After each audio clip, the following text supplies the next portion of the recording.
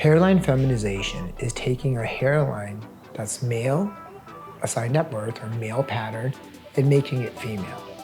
Now, when you look at the male hairline, what you see, it's more of a V. It's not round.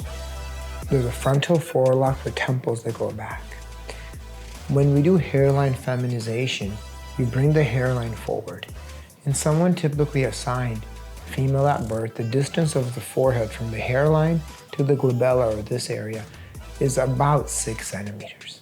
So when we're doing feminization, we bring the hairline down and we fill in the temples and make it rounded, not a straight back like a V. I think one of the best ways of doing this is doing a hair transplant. And when we're doing a transplant for hairline feminization, you can do a strip technique or FUE. The strip technique works well. It's where you take a piece of the skin out, suture up around it so you have a small fine scar, usually hard to see, and take the hair from that and move it individually to feminize the hairline. I think a better way of feminization for many people is doing follicular unit extraction. Now with follicular unit extraction, or FUE, we gotta shave. So we shave the whole back, and then we use this special handheld device that helps individually remove follicles from the back. Now a follicle has hairs, could have 1, sometimes up to 6.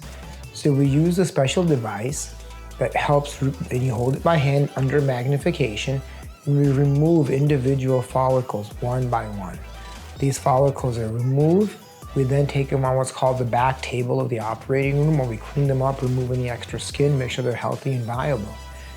After that, I make recipient sites, so little holes, where the new hairs will go. We make the little holes, we take the follicles and we move them into the holes to feminize the hairline.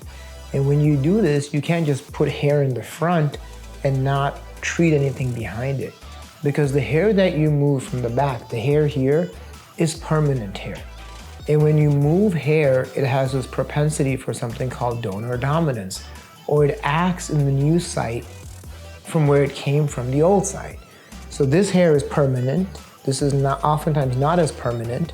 So this hair will go away. If all you do is put hair in front of it, it's gonna look weird. So when I do a transplant, I wanna make it natural. So how do I make a hairline natural in feminization? We use as many singles or individual single hair follicles as possible because it looks more natural in the front so you can see it. You don't want it to look like plugs.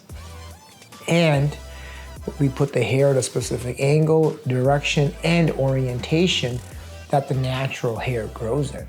So we take out individual follicles, move the follicles here, and fill in the hairline. Now what happens to the back when you take out those hairs? Are you gonna look thin? Are you gonna look like you got patches? Is it gonna look mothy? No.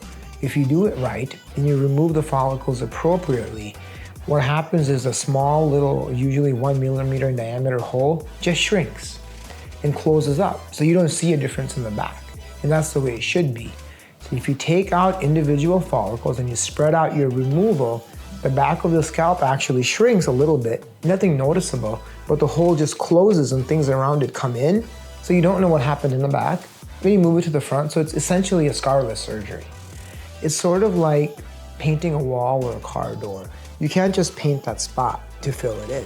You gotta do things around it so everything blends and looks natural.